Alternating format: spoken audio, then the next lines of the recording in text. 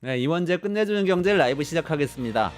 우크라이나 전쟁 관련해서 지난주에 최승병 박사가 이 깊이 있게 좀 어떻게 마무리되는지 정리를 해드렸는데 지금 막 뉴스가 나오는 걸 보니까 또 좀 다르게 정리되고 있는 부분이 있는 것 같아요. 그래서 오늘 모셔서 그 이야기 듣고, 그리고 우리나라 동북아에 굉장히 큰 영향을 끼칠 일들이 벌어지고 있다고 하는데 이것과 관련지어서 어떻게 이 상황을 이해해야 되는지 최승병 박사 전 삼성경제연구소 수석연구원 모시고 말씀 들어보도록 하겠습니다. 어서 오세요. 네, 안녕하세요. 안녕하십니까? 네, 일주일 전에 우크라이나 네, 얘기 전해주셨는데 그때는 깜짝 놀라가지고 이게 지금 이런 우격다짐이 다 있나 맞습니다. 그랬는데 조금 정리가 되고 있다고요? 네, 뭐 지난주에 아무래도 가장 다들 놀라셨던 부분들은 이 트럼프가 이제 러시아랑 단독으로 리야드에서 회담을 하면서 뭐 우크라이나 제쳐놓고 이 종전을 하려는 움직임을 하는 게 지난주에 큰 이슈였죠.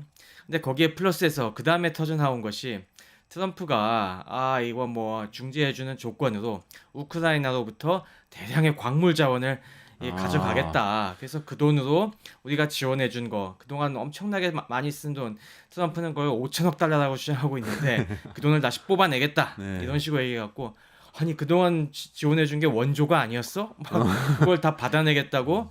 어떻게 미국이 이럴 수가 있지? 막 그런 음, 공분을 샀죠. 음, 그래갖고 바로 현지 시간으로 이번 주 금요일 음, 우리나라 시간으로 내일 모레 정도가 네, 되겠죠. 어, 그때 젤렌스키를 백악관으로 불러다가 음, 그 광무 협정을 체결하겠다. 지금 뭐 이렇게 나오고 있죠. 체결하겠다. 네. 그러니까 지난주에 우리가 얘기했던 거는 트럼프가 뭐 그런 내용만 얘기한 게 아니고 젤렌스키 독재자고 뭐 지지율 5%밖에 안 그렇죠. 되고 막 이런 비난을 하면서 광물을 가져가겠다 이렇게 얘기하니까 진짜로 뭔가 네, 한 대 때려가지고 뺏어가는 것 같은 느낌이 들잖아요. 네, 그래서 맞습니다. 근데 또 한편으로 드는 게 생각이 우크라이나의 광물 자원이 그렇게 가치 있는 게 많았나? 이런 생각도 좀 들었는데 그 부분은 어떤가요? 네, 그 부분부터 먼저 좀 음, 이해를 도울 필요가 있을 것 같은데요.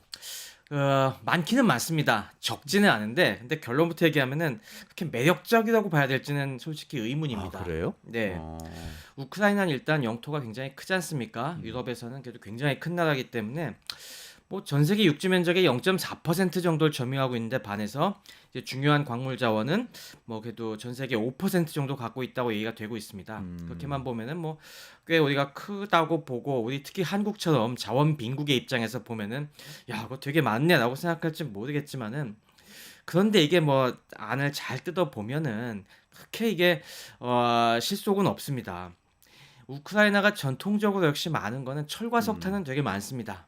그래서 뭐 철과 음, 석탄 옛날부터 이 우리가 지금 돈바스 얘기 나오지만은 도네츠크 탄전지대가 굉장히 유명한데 그거 외에 이제 광물 자원이라고 하면은 대표적으로 티타늄이랑 흑연 이런 걸 들 수가 있습니다. 음, 티타늄 생산은 뭐 전 세계 봤을 때 뭐 한 5위에서 10위권 사이는 들어요. 그래갖고 전 세계 공급량이 한 7% 정도 차지하고 있고요. 매장량으로만 따지면 한 10위권 그 정도 되고 또 흑연이 되게 풍부합니다. 그래서 흑연 매장량이 거의 뭐 전 세계 20% 차지한다는 그래서 이제 음. 그쪽에 부국이긴 아, 하고 그러네요. 네. 그밖에 뭐 망간이라든가 베릴륨, 리튬, 음, 지르코늄 이런 기타 히토류도 좀 나오긴 하는데 음, 그게 뭐 그렇게 이 자원들 굉장히 많은 국가들에 비해서 압도적으로 두드러지게 많지는 않습니다. 음, 근데 뭐 흑연 같은 경우는 알다시피 우리 탄소가루잖아요. 어떻게 보면 탄소 음, 연필에도 들어가는 그러기 때문에 뭐 쓸모가 없는 건 아니지만은 음.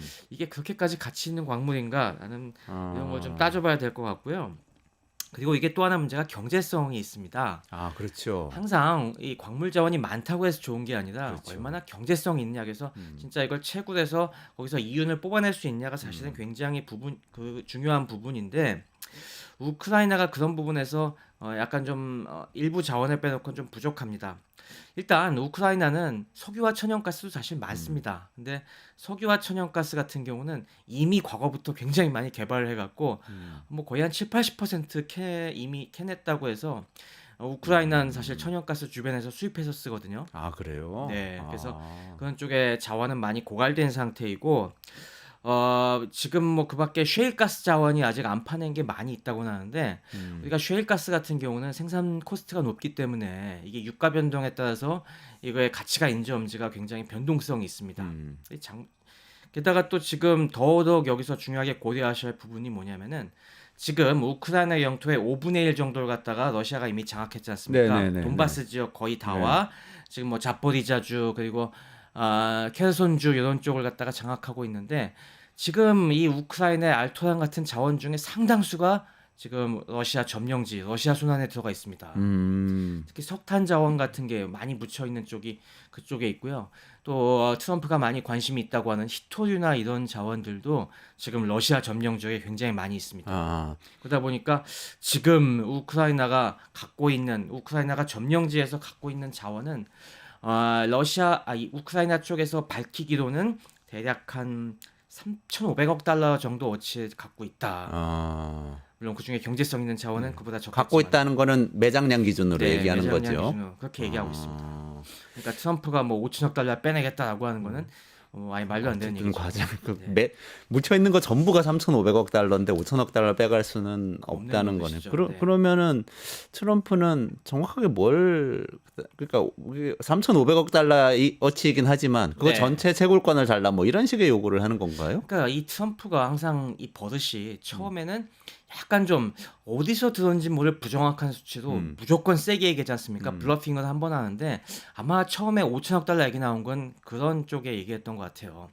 지금 러시아 점령지 포함해서 우크라이나의 광물 자원이 5천억 달러다라는 얘기 어디서 듣고서 우리 이거 다 우리 미국이 가져올 수 있다 그런 식으로 얘기를 했는데 그럼 돈바스 이런 데까지 다 포함해서 그렇죠. 얘기했다는 그것까지 거예요. 다 뭐 우리 빼올 수 있다고 하는데 그거는 상식적으로 말이 안 되는 얘기고 그리고 또 하나 이제 우리가 고려해야 될 것이 지금까지 미국이 우크라이나에 지원해준 돈 자체가 5천억 달러나 3,500억 달러 그것만큼도 안 됩니다, 사실은. 아, 지금 뭐 이 독일의 킬 연구소라는 데서 추정한 바로는 한 1,200억 달러 정도 이 지원했다고 보고 있고 미국의 또 우크라이나 오버사이트 인텔리전스 워킹 그룹에서는 우리가 그것 말고도 딴 것까지 있어갖고 군사 원조가 한 1,800억 정도 줬고 그리고 차관을 한 200억 달러 정도 줬다라고 빌려준 것까지 얘기하는데 포함해서 뭐 그래도 그거 합쳐도 2천억 달러이기 2천억 때문에 달러네요. 네. 우리가 또 군사 원조는 원래 뭐 그걸 물론 무상 원조, 유상 원조 다 있긴 하지만은 상당 부분 이제 무상 원조일 텐데 그것까지 다 받아내겠다고 하는 거는 이건 날강도 같은 짓이지 않습니까? 그래서 사실 이 중에서 뭐 그것까지 가져가는 것도 사실은 좀 부끄러운 일이죠. 그래서 아무래도 그 얘기는 미국 내부에서 보기에도 좀 터무니없는 얘기다 보니까 그 다음에 해명들이 많이 나왔습니다. 사실 그거는 트럼프가 그냥 세게 지른 것이고 우리가 진짜 이거 뭐 너희랑 경제 협력해서 갖고 오려는 건 이 정도다라는 얘기들이 쭉 그동안 나왔어요. 그러면서 이 지난주부터 이 미국 쪽에서 구체적인 광물 협정안을 이제 들이밀기 시작을 했죠. 네네네. 그래서 실질적으로 재무장관 베센트가 그 초안을 만들어서 스콧 베센트. 베센트 재무장관이 이제 이 젤렌스키한테 가서 막 얘기를 하고 그 네네네. 와중에서 막 서로가 고성 요구하고 그랬다는 얘기도 있죠. 아 그래? 젤렌스키가 화가 나서 네. 소리를 질렀다. 네, 뭐 외신에도 많이 나오지만은 어떻게 이런 안을 우리한테 받아들이라는 거냐 하면서 그게 정확하게 무슨 안인데요? 그게 이 어떤 안인지가 어떤 뭐 정확한 거는 공개돼 있지 않은데 이 우크라이나가 앞으로 광물 자원을 그 대부분이 아무래도 광산 같은 게 국유 광산들이기 때문에 거기서 캐서 나오는 수익들이 있을 거 아니겠습니까? 국유광산 수익. 네, 그러면은 거기서 처음에 흘러나온 거는 그 수익의 50%를 미국이 가져가겠다는 얘기가 나왔었어요. 그걸 그냥 줄 수가 있나요, 근데? 무슨 그래서 어떤 합법적인 틀이 있어야 될 거 아니에요? 네, 그래서 그것도 이상해 갖고 정말 그런 식으로 얘기했겠냐라고 했는데 뭐 처음에는 뭐 그런 얘기가 나와서 그럼 젤렌스키 발끈할 만하지라고 했었는데 그 다음에 이제 한번 그렇게 토라지고 나서 또 미국 쪽에서 그 정도는 아니다. 우리가 요구한 거는 사실 이거다는 얘기가 나왔는데 그걸 좀 지금 들여다 보면은 일단 우크라이나가 그렇게 국유 광물 자원을 개발해서 나오는 수익의 50%를 갖다가 어떻게 처리하냐면은 이 우크라이나 재건 펀드를 만드는 겁니다. 펀드를 만들어서 거기 기금으로 그 50%는 무조건 갖다 받고 그리고 이 기금을 통해서 우크라이나의 재건 사업들을 갖다가 쫙 실행을 하는데 그럼 이 펀드는 항상 지분이 있지 않습니까? 네네네. 원래는 출자 지분이 있는데 그게 아니라 여기는 이 미국이 이 펀드의 지분을 상당 부분 갖겠다는 겁니다. 출자 없이. 그럼 그렇게 되면은 무슨 얘기인지 알겠다. 네, 그럼 그 펀드가 여러 가지 뭐 재건 사업을 벌여갖고 나오는 수익이 있지 않습니까? 그럼 그 수익에 역시 그 지분만큼을 가져가겠다. 뭐 이런 얘기들이 나오고 있는 거죠. 그리고 그러니까 말하자면 이제 일종의 월드뱅크나 이런 데서 하는 것처럼 어떤 지역을 개발하기 위한 기금을 만든다는 건데 그 기금의 재원을 우크라이나 국유자원 개발 수익을 가져다 재원을 가져와서 만든다는 거네요. 그걸로 근데 조성한다는 아마 거죠. 거기에 이사회나 뭐 아니면 참여 지분을 미국이 상당 부분 가져가서 그렇죠. 투자 대상이나 이런 거 정할 때 좀 미국 마음대로 하겠다 한마디로 말하면. 맞습니다. 그렇게 해서 미국이 상당 부분 지분을 갖게 해갖고 그렇게 되면 어떤 효익이 있겠습니까? 개발 사업 같은 거, 이제 뭐 재건 사업 같은 거 하면은 그거 다 발주하고 이 누구한테 줄 건지 정하는 데 있어 거의 미국의 입김이 다 들어가는 거죠. 그러네요. 그러면은 이 지금도 얘기하고 있는 것이 트럼프 정부에서 이 우크라이나 이제까지 방위에 공헌하지 않은 국가들에게는 절대 그 사업 안 주겠다라고 하지 않습니까? 그 키를 갖다가 우크라이나가 아니라 미국이 주겠다는 거죠. 그러니까 아무래도 미국 기업들에게 대부분이 돌아가겠죠. 그리고 그밖에 뭐 파병하거나 아니면은 파병은 안 했으니까 여러 가지 무기 지원한 순서대로 나눠 주겠다라는 즉 미국이 그 돈을 갖다가 어떻게 컨트롤할지를 다 주겠다는 거죠. 그 재건 내용이 뭔지 지금 정확하게 얘기할 수는 없지만 건설업이나 뭐 예를 들면 철강이나 이런 여러 가지 제조업 산업에 맞습니다. 영향을 미칠 수 있는 거겠죠? 일단 뭐 지금 무너진 여러 가지 건물들도 재건해야 되겠고요. 그리고 우크라이나 여러 가지 산업 인프라들이 지금 굉장히 많이 훼손이 됐습니다. 수많은 뭐 큰 제련소라든가 제철소 같은 거 러시아에 넘어간 것도 많고 폭격으로 무너진 데도 많고 그런 산업 시설도 재건해야 되니까 뭐 그런 거가 다 어마어마한 돈이 들어가는 거겠죠. 그래서 그리고 그걸 갖다가 이제 재건시키고 운영하면서 나온 수익이 다시 펀드에 돌아갈 텐데 그만큼의 또 지분만큼을 그거는 또 미국 정부가 차관을 상환한다든가 이런 걸로 우선 변제해 가겠죠. 이게 주식 시장이 너무 냉혹해가지고요. 우크라이나 재건, 뭐 가자지구, 뭐 재개발 이런 얘기 나올 때 건설 회사 주가가 막 뛰고 그러잖아요. 네. 그런데 영향을 미치겠네요. 그럼요. 지금 뭐 그거 나오면서 미국이 확실하게 이렇게 돈줄을 쥐고 이거는 미국 기업들이 관련된 이익을 갖다가 확실하게 챙겨갈 수 있도록 국가가 나서 갖고 그 관리를 해주겠다라는 그 개런티를 완전히 하는 거니까 아무래도 관련된 기업들은 아주 굉장히 안전한 사업을 할 수 있는 환경이 확보가 되는 거죠.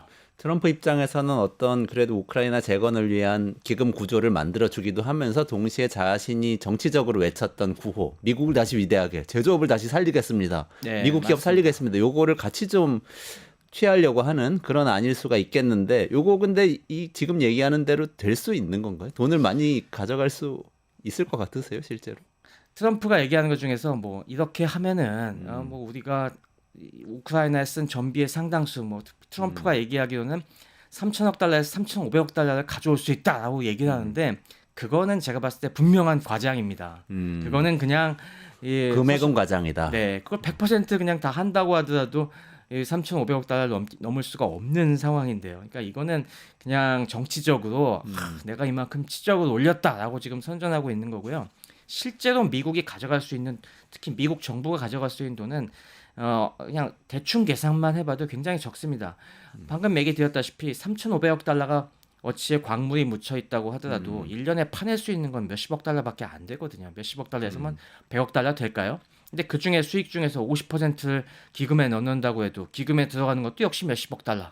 근데 기금의 수익 그거에 기금을 곧장 가져가겠다는 게 아니라 거기서 나오는 수익을 그 다음에 챙길 수밖에 없는 구조인데 이 재건 사업이라는 게 지금 당장 투자했을 때 그걸 회수할 수 있는 또 기간이 상당 기간 걸리지 않습니까? 그렇죠. 수익률도 얼마가 될지 좀 불확실하고요.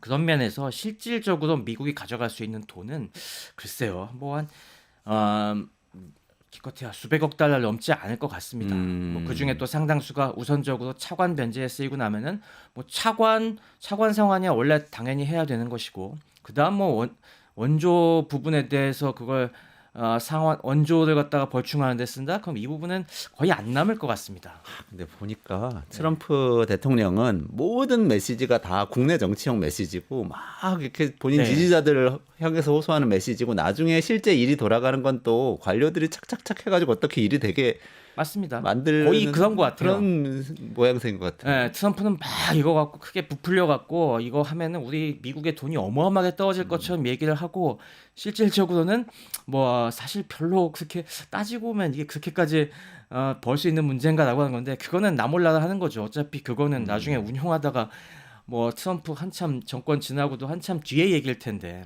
지금 그게 중요한 게 아니라 어쨌든 우리 국민들에게는 우린 이익 잘 챙기고 있어 이 메시지를 주려고 지금 포장하고 있는 거죠. 근데 그 지난주에도 지적해 주셨던 그 히토류 이야기 있잖아요. 요거는 네. 이렇게 돈을 얼마 가져가고 이런 문제라기보다 지금 반도체 산업이나 AI가 거의 뭐 국가안보 수준에서 전략적으로 중요하다 이렇게 다들 전 세계적으로 얘기가 되고 있잖아요. 네. 그런 의미가 있는 건 아닌가요? 히토류 이렇게 딱 확보해 놓으면 중국에 의존하지 않고도 뭐 우크라이나를 통해서 전략 산업을 육성할 수 있다. 이런 거는 아니에요. 네, 맞습니다. 뭐 히토류 얘기도 많이 나오고 있는데 히토류라고 하는 걸 뭐 간략하게 말씀을 드리면은 히토류는 우리가 레어어스 메탈이라고 하는데 이게 레어하다고 해서 진짜 레어한 거라고 생각하시는 분들도 있는데요. 그건 아닙니다. 사실 아주 양이 없는 건 아닌데 이게 화학적으로 이게 채굴하고 재련하는데 굉장히 그게 어려운 그런 금속을 이런 히토류라고 합니다. 히토류 희귀한, 네, 희귀한 그 자원이란 뜻인데 네. 토는 흑토탈지 뭐 맞습니다. 땅에서 흑토자는, 캐는 네. 지금 그렇게까지 희귀한 건 아니라고요. 네, 그렇게까지 희귀하진 않은데 문제는 이게 채굴과 재련이 굉장히 어렵습니다. 그래갖고 우리가 쓸 수 있는 걸로는 굉장히 희귀하다는 그런 의미인 거죠. 그래서 그런 금속을 갖다가 17개를 뽑아놓은 게 그런데요. 대부분은 뭐 원소 이름을 말씀드려도 들어보신 적도 없을 만한 것들인데 이게 어떤 거예요? 몇 개 맛만 보여주시면.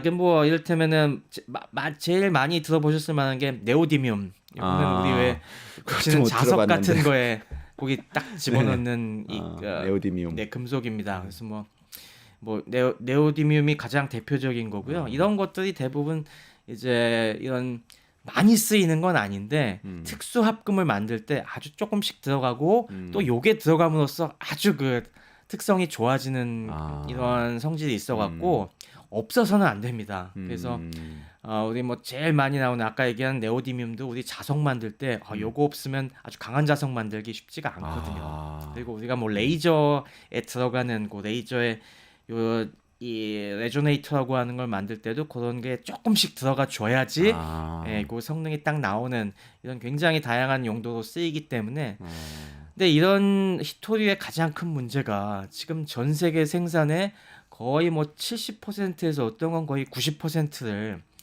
중국이 다 갖고 있습니다. 중국 같은 경우는 히토류 매장량도 매장량이지만은 이게 히토류의 특성이 채굴하고 재련할 때 독한 화학약품 같은 걸 많이 써야 되다 보니까 환경 오염이 되게 심해요. 네.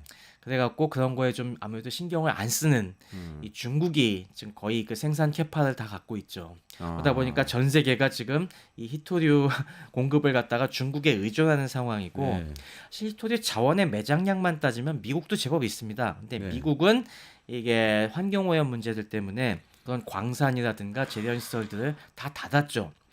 근데 이게 전략 자원으로 앞으로도 계속 필요할 것이기 때문에 결국에 어딘가에선 중국 외에 대체 공급선을 확보해야 되는데 우크라이나도 중국처럼 많진 않아요.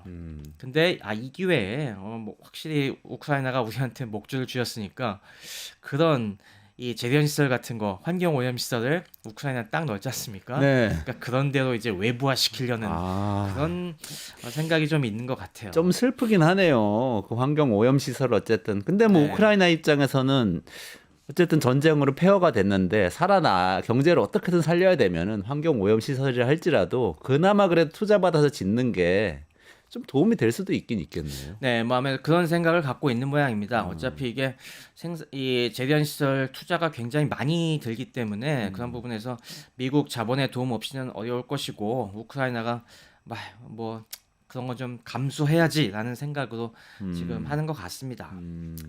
그리고 뭐 이런 이 히토류 전략적인 확보 문제도 있고 그리고 또 그리고 또 미국이 이런 식으로 접근을 하는 거, 기금을 만들어서 접근하는 거에 대해서 베센트 장관이 일부 뭐 해명 기고 같은 것들도 했더라고요. 근데 아. 그런 거 보면은 미국의 입장이 이해가 되는 부분도 있습니다. 아, 그래요. 처음에는 그냥 파이낸셜 타임즈에 썼던가요? 맞습니다. 네, 네. 이게 처음엔 이게 진짜 날강도 이거 다 자원 빼먹으려는 거 아닌가라고 생각을 했는데 베센트 장관의 해명 중에 인상적이었던 부분은 이게 미국이 그동안 국제 원조를 하면서 굉장히 곤욕을 겪었던 게 우리가 돈을 그냥 그쪽에다 원조해주고 아무리 그냥 가만히 내버려 두면은 가장 큰 문제가 현지의 부패지 않습니까? 아, 그 돈을 그렇죠. 온전히 안 쓰고 아, 다 맞아요. 그냥 그 권력자들과 그 측근들이 뒷돈으로 다 뒷주머니 챙기고 스위스 계좌 만들어서 굉장히 비효율적으로 집행되고 맞아요. 결국 성과는 없었다. 권력 유지 비용으로 다 써버리고. 맞습니다. 아프가니스탄에 그렇게 많이 지원했지만은 결국에 그 권력자들의 스위스 계좌 채우는데 많이 써먹기고 결과적으로는 아예 다시 탈레반한테 뺏기는 그런 경험도 있었죠. 우크라이나도 그 꼴이 나리란 보장이 나지 말라는 보장이 없다는 겁니다. 그런 면에서 이 미국이 기금의 조성과 이 집행까지 아주 깊숙하게 이렇게 관여함으로써 그런 부정의 원천을 좀 차단할 필요가 있다. 아, 그리고 아무래도 이런 대규모 재건 기금이 만들어졌을 때 우크라이나는 이런 걸 제대로 관리할 수 있는 능력이 아무래도 부족한 게 사실일 거다. 그런 면에서 미국이 좀 그런 노하우를 전수해 줄 수도 있을 것이고 투명성 확보에 확실히 도움이 된다. 뭐 그런 근거도 드는데요. 사실 뭐 그런 면을 따지자면은 어느 정도 이해가 되는 부분도 있습니다. 그럼 젤렌스키가 아까 말씀하신 대로 28일 날 백악관 가가지고 사인을 하겠다고 하는 거죠, 지금? 그렇게 네. 나오는 거는 그런 부분을 다 수긍을 해서 사인을 하겠다는 건가요? 그렇겠죠. 아무래도 이게 뭐 처음 얘기처럼 진짜 50% 가져가겠다는 그런 날강도 수준이라면은 어떻게 사인하겠습니까? 그거는 뒷감당을 못 할 테니까. 근데 뭐 이런 식으로 해명을 듣고 좀 어느 정도 양쪽이 차분하게 절충을 해 보면은 미국이 지금 트럼프가 자국민들 선전을 위해서 좀 과하게 블러핑을 하고 있구나. 실질적인 이 협정 내용은 뭐 우리가 그렇게까지 많이 떼주는 건 아니구나라는 생각이 드니까 그러면은 좀 더 절충을 해서 협정을 맺겠다라고 지금 나오는 것 같아요.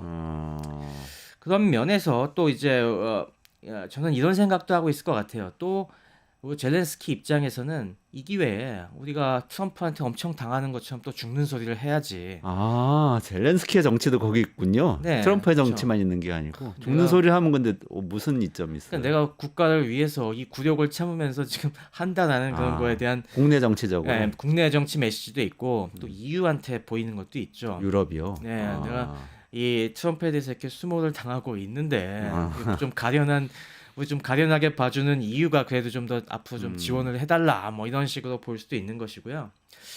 저는 이런 생각도 해봤습니다. 그리고 장기적으로 봤을 때 미국도 결국 정권이 계속 왔다 갔다 하지 않습니까? 그렇죠. 네. 그럼 만약에 이게 정말 가혹한 협정이면은 민주당 정권에서 어떻게 바뀔지 모르지 않습니까? 그렇죠. 네. 민주당은 이 안에 대해서 어떻게 얘기를 하나요? 민주당은 아직 뭐 이거에 대해서 당 차원의 얘기는 없고, 네. 근데 이제 여러 가지 유력 정치인들이 굉장히 부끄러운 일이다 그런 얘기를 많이 하고 있지 않습니까? 네네. 미국이 이런 식으로 이 과거처럼 통 크게 원조해 주는 게 아니라 뭐 하나하나 이렇게 따져갖고 다 받아내려고 하는 것 자체가 너무 부끄럽고 수치스럽다. 이래 갖고는 이런 식으로 우리 동맹국들에게 굴욕을 주는 방식으로는 장기적으로 미국의 민심을 잃게 된다. 미국의 국제적인 평판이 떨어지고 우리의 동맹을 떨어져 나가게 하는 거다라는 그런 식으로 얘기하니까 어떻게 보면은 나중에 뭐 이게 언제가 될지 모르겠지만은 정권 바뀌면 극단적으로 폐기시키는 그런 상황까지도 생각할 수 있으니까. 기금 구성에서 뭐 이런 스트럭처 구조 자체를 아예 네. 뒤집어 버린다고 미국이. 그렇지 않습니까? 우리가 뭐 지난 트럼프 정권과 바이든 정권이 왔다 갔다 할 때도 진짜 180도 바뀌었잖아요. 파리 협정 네네네. 복귀하고 뭐 지금도 뭐 다시 맞아요. 탈퇴하고 기후 협정 지금 복귀했다 이런 탈퇴하고 상황인데, 그랬죠. 네, 이런 이게 또 어떻게 될지 모르니까 일단은 받아들이는 게 그래도 몸을 낮추는 것이 우리에겐 이득이다라는 생각을 하는 것 같아요. 그러네요. 미국 민주당 입장에서 보면 예를 들면 이제 우리 6.25 한국 전쟁, 우리나라에서 이게 전쟁 끝난 다음에 미국이 했던 원조나 이런 것들을 생각해 보면 어쨌든 그때는 우리 편이야. 우리 편 같이 싸웠으니까 우리가 원조해서 어쨌든 경제를 살려줄게. 대신 그렇죠. 우리 말을 들어 하는 뭐 비하인드 조건은 좀 있지만 그래도 어쨌든 원조 할 때만은 그냥 인도적인 외피를 쓰고 하는 거죠. 이렇게 막 구조를 짜가지고 돈을 어떻게 가져오고 이런 얘기는 하진 않았던 것 같은데. 그렇죠. 그 당시에 사실 참 6.25 전쟁 이후에 우리 한국은 뭐 뜯어낼 것도 없었죠. 한국이 무슨 부존 자원이 있었겠습니까? 그 당시 뭐가 있었겠습니까? 한국은 뭐 기껏해야 옛날에 텅스텐 그 중석이죠. 중석 정도밖에 없는데 뭐 그거 뺐을 정도로 미국이 그 당시 어렵지도 않았고 지금이랑 비교하기는 어렵겠죠. 그런데 그때하고 좀 다른 점은 제가 지금 아까 설명 주신 거에는 네. 사실 돈 얘기밖에 없잖아요. 트럼프가 우크라이나에서 돈을 어떻게 가져오고 개발을 어떻게 하자는 얘기만 있잖아요. 근데 6.25 한국 전쟁 이후에 제일 중요했던 건 사실은 미군이 한국에 와가지고 계속 지켜주겠다는 거였잖아요. 네. 우크라이나도 그런 게 있어요. 러시아가 어떻게 나올지 어떻게 알아요? 2014년에 크림반도 점령한 다음에 지금 또 10년 그렇죠. 있다가 이렇게 된 건데. 지금 그래서 이 광물 협정과 함께 우크라이나가 그럼 반대급부로 우리에게 있어서 확실한 안보 보장을 해달라라는 걸 안전 보장을 해달라라는 걸 갖다가 계속 지금 요구하고 있는 것 같습니다. 아무래도 그 조건이 신랑이 하고 있는 게 지금 제일 클 것 같고요. 아마 지금도 협정을 뭐 내일 서명한다고 해도 막판까지 계속 그 수준에 대해서 조율하는 것 같은데 일단 우크라이나 입장에서는 가장 확실한 안전보장 방법은 나토 가입을 나토 가입. 해달라 이거겠죠. 아무래도 나토라는 게 뭐 미국과 유럽이 다 참여하는 가장 큰 안보 우산이기 때문에 계속 그 뭐 전쟁 이전부터 주장해 왔고 그게 전쟁의 또 하나의 원인이 되었고 이 기회에 그걸 좀 해달라고 하겠지만은 그거에 대해서는 트럼프와 미국이 확실하게 선을 긋고 있습니다. 나토 차원은 안 된다. 그거는 결국에 우리가 끌려 들어가는 것이기 때문에 미국이 끌려 들어가는 것이기 때문에 그것까지는 절대 못 받아준다. 할 거면은 EU가 따로 보장해 줘라. 나토는 유럽 더하기 미국이니까. 그렇죠. 그리고 나토에는 미국이 상당 부분의 또 지분이 있기 때문에 네. 여기 나토로 걸고 들어가서 이거는 또 미국의 발목을 잡는 거다. 그거는 못 해주겠다. 그거는 너네가 알아서 해라. 아쉬우면 EU가 알아서 해라라는 쪽으로 지금 하고 있고 그래서 지금 EU가 그렇다면은 우리가 나서겠다라는 얘기들은 나오고 있죠. 그래요? 네. 뭐 지난주에 계속 얘기가 나왔던 것이 미국이 공식적으로는 이 군사적인 안보는 제공해주지 않겠다. 지금도 여기 이 광물협정 하면서 나오는 얘기가 우리가 꼭 군대가 들어가야만 이 안전 보장을 해주는 게 아니다. 앞으로 이런 재건 사업 하면서 그러면 우리 미국 기업들이 많이 들어올 테고 우리 미국 기술자들 뭐 여러 가지 관리 인력들이 많이 이 우크라이나에 들어올 텐데 미국인들이 우크라이나에 많이 있는 것만으로도 안전 보장은 충분히 효과가 있다는 이런 식으로까지 얘기를 해요. 근데 어쨌건 군사력은 이제 우리 부담 안 지겠다는 거죠. 그래서 지금 EU에서 당장 발등에 불이 떨어진 것이 EU는 당장 이 러시아의 군사적 위협에 노출이 되는 상황이니까 EU 차원에서 그럼 뭐라도 해보자. 평화유지군을 우리가 구성해보자라는 논의가 지금 급진전되고 있고요. 그래서 지금 영국이 일단 파병 의사를 확실히 밝혔습니다. 영국과 프랑스 쪽에서 영국에서는 뭐 우리가 없는 살림이지만 그래도 좀 뭐 한 일개 여단급 정도는 최소한 보내겠다. 그리고 뭐 프랑스 같은 경우는 아예 조금 더 나가서 지금 뭐 이런 식이라면은 장기적으로 우리 프랑스가 이 미국이 제공해주지 미국은 아무래도 우크라이나와 관련돼서는 해군산을 제공해주지 않을 것이기 때문에 그러면 우리 또 핵 보유국인 프랑스가 이 핵 억지력을 제공해주겠다, 해군산을 제공해주겠다, 뭐 그런 식으로 지금 얘기가 나오고 있습니다. 그리고 뭐 평화유지군이면은 개념이 어떻게 되나요? 그게 우리가 주한미군처럼 다른 나라 군대가 우크라이나에 가 있는 그렇죠. 지금까지는 우리가 분쟁 지역마다 UN 차원에서의 평화유지군이 많이 들어갔지 않습니까? 아무래도 그 당사국들이 다시 그 도발하지 못하도록 어떤 국제기구 차원에서 중립적인 군대가 들어가서 이 도발을 막고 여러 가지 치안 유지를 협력을 하는 것이죠. 그래서 지금 아무래도 EU의 여러 주요 국가들이 어느 정도 십시일반 모아갖고 한 뭐 수만 명 수준의 이게 뭐 지금 10,000명 얘기부터 뭐 한 3만 명 정도까지 얘기가 되고 있는데 이런 병력들이 국경을 지키는 건 아니고 아무래도 주요 공격이 있을 만한 여러 산업시설 주요 도시들의 배치가 돼갖고 혹시 모를 러시아의 이 추가 도발에 대비해서 안전을 제공해주겠다 그런 얘기죠. 아, 그런 얘기네. 해구산이라고 그러면 혹시 러시아가 핵 공격을 하면은 그렇죠. 반격을 그거에 할 수 대해서 있게 이 방어적인 전력을 제공해주겠다는 제공해주겠다라는 거죠. 지금 뭐 우크라이나 방위 목적으로는 지금도 미국이 나토의 틀 안에서 이 서유럽 방위를 위해서는 그리고 뭐 동유럽에도 나토 회원국들의 방위를 위해서는 핵무기를 제공을 해주는데 근데 우크라이나는 우리 나토의 이 방위 범위가 아니니까 그쪽에 만약에 무슨 쓰려고 할 때는 핵무기를 제공해주지 않을 거거든요. 그럼 그랬을 때 이 프랑스가 핵폭탄을 제공해주겠다는 건데 문제는 거기도 있습니다. 프랑스 차원에서 지금 그런데 작전에 쓸 만한 핵탄두가 사실 별로 없어요. 핵탄두를 배치를 하는 건가요? 해구산 제공한다는 게? 아니면은 여러 가지가 있는데요. 장거리 네. 약간 뭐 핵미사일을 갖고 있다가 러시아가 공격을 하면은 그쪽에 대응 전략적으로 하는 것들도 있고 아니면 전술 핵무기 써서 공격을 해오면은 이쪽이 공격할 수 있는 이 전투기들 폭격기들 있지 않습니까? 네네. 그쪽에다가 이제 핵폭탄을 줘갖고 거기다가 마찬가지로 대응해서 쏘는 거죠. 그러려면은 우리가 그런 전술 핵무기를 갖다가 다수 보유하고 있어야 거기다 좀 나눠줄 수 있는 처지가 될 텐데 지금 프랑스도 그렇게 많이 없거든요. 아, 네. 핵무기가. 어쨌든 말은 하고 있다. 네. 해구산 제공하겠다. 우리가 앞으로 열심히 만들어서 제공하겠다. 제공해줄 정도로 하겠다라고 하는데 만들 돈을 누가 내요, 근데 또.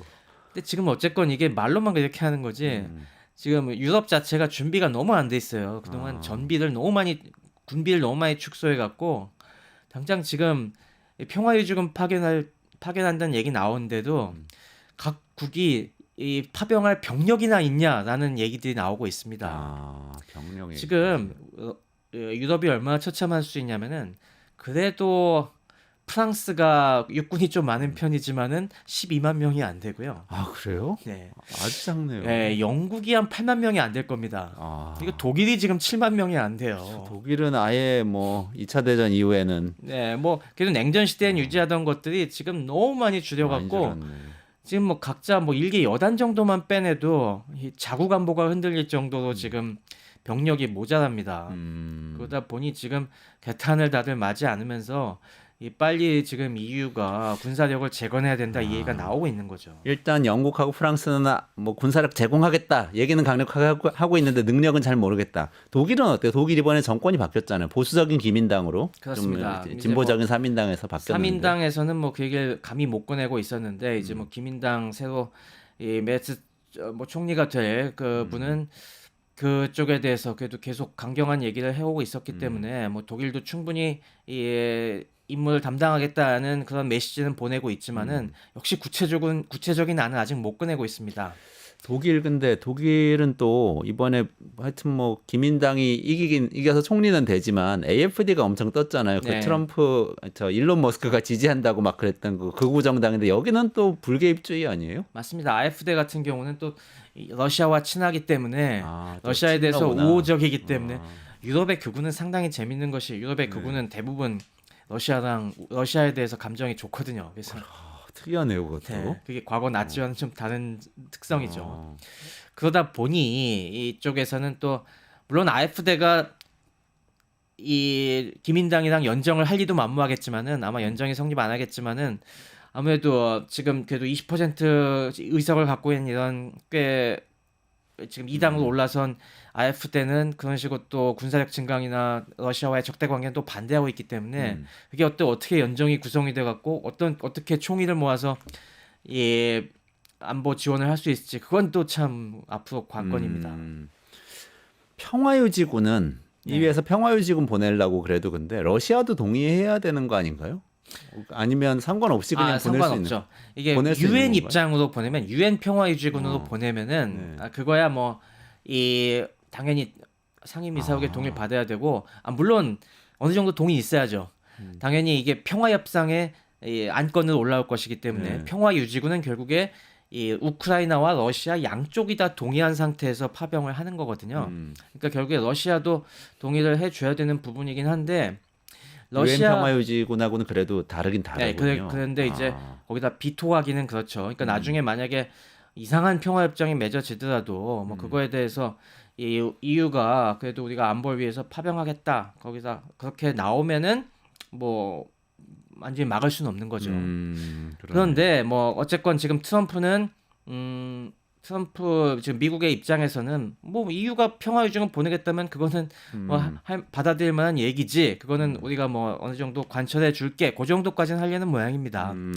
근데 이제 요거에 대해서 당연히 러시아는 그거는 별로 이렇게 좋은 안 같진 않고 그거에 대해서 뭐 아직 된다 안 된다 얘기까지는 확실하게는 안 하고 있지만은 아마도 잠정적으로는 받아들일 준비는 돼 있지 않을까 그 생각은 하고 있습니다. 그래요. 그래서 EU가 파병하는 것 정도까지는 받아들일 수도 있다. 평화유지군 정도는. 네, 근데 아직 그 아직 정확한 그거는 명확하지 입장은 않다. 네, 그것도 아무래도 협상의 카드로 써야 되기 때문에 밝히고 있지는 않죠.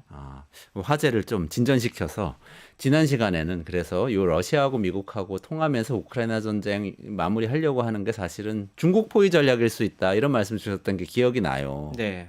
근데 그러면은 우리나라하고 뭔가 관련 있는 상황이 올 수도 있는 거 아니에요? 지금 어떻게 되는지 좀 이 관계를 좀 설명을 해주셨으면 좋겠어요. 그렇습니다. 지금 이렇게 미국이 굉장히 서둘러서 이게 사실 굉장히 불안정한 평화잖아요. 지금 뭔가 찜찜하게 메조지하고 가려고 하는 것이 이게 무슨 의도가 있는 것이냐. 지난번에도 말씀드렸다시피 이게 동아시아 대중전선을 그쪽에 집중하려는 그래서 빨리 지금 이 어떻게든 유럽은 EU에게 던져 버리고 끝내려는 그런 움직임 같아 보이는 그런 시각들이 많아갖고 이게 일각에서는 과거 이 냉전과 완전히 반대인 형국이 아니냐. 지금 기억해 보시면은 과거 2차 세계대전 이후에 미소 간의 냉전의 최전선은 유럽이었습니다. 네, 유럽이 핵심 전장이고 다른 곳은 다 부차적이었죠. 그때는 동아시아 우리 6.25 전쟁 같은 데가 오히려 부차적인 곳이었습니다.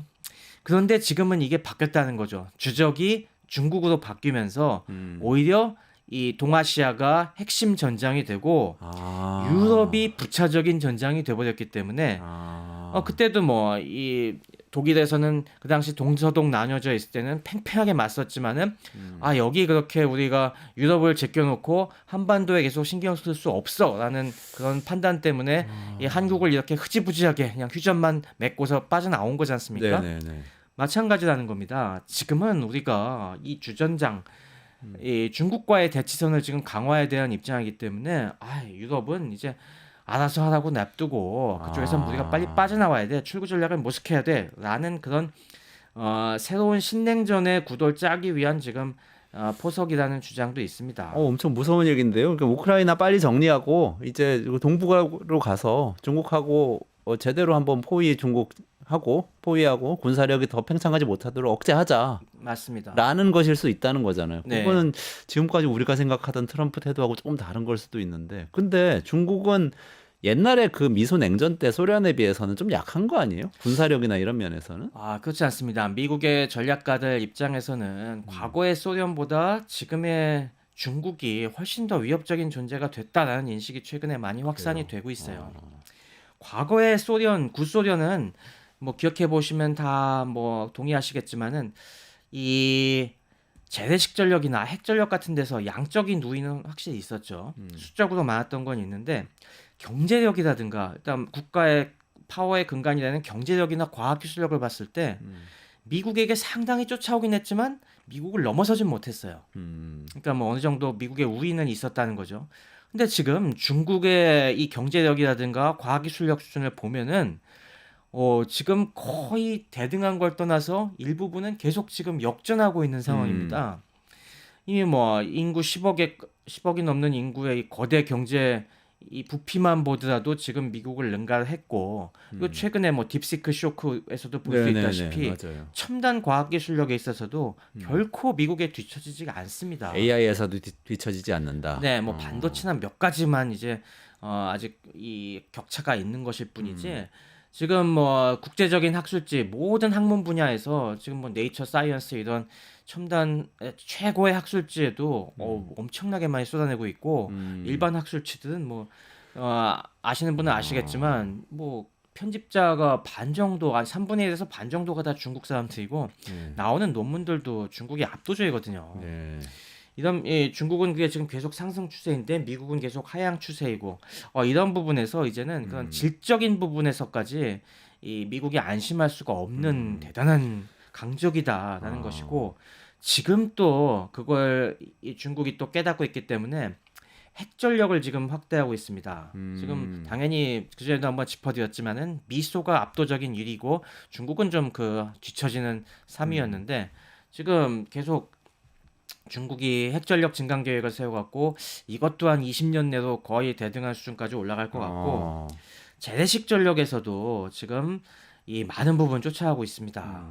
재래식 전력 뭐 육군이 원래 수가 많았다고 하지만은 그래도 역시 핵심이 현대전 핵심은 해군과 공군인데 네.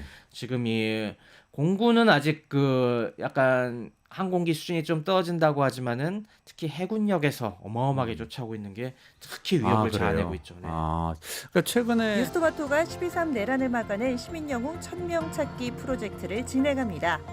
내란을 막고 탄핵 소추를 이뤄낸 시민영웅 1000명을 찾아내 대한민국 민주주의의 역사로 기록하고 시상회 본보기로 삼음으로써 민주주의를 더 널리 확산하기 위한 프로젝트입니다. 이 과정에 직접 참여했거나 참여자를 추천해 주실 분들은 아래 메일로 제보해 주세요. 많은 참여 바랍니다. 뉴스토마토와 함께 해주실 분들의 응원을 기다립니다.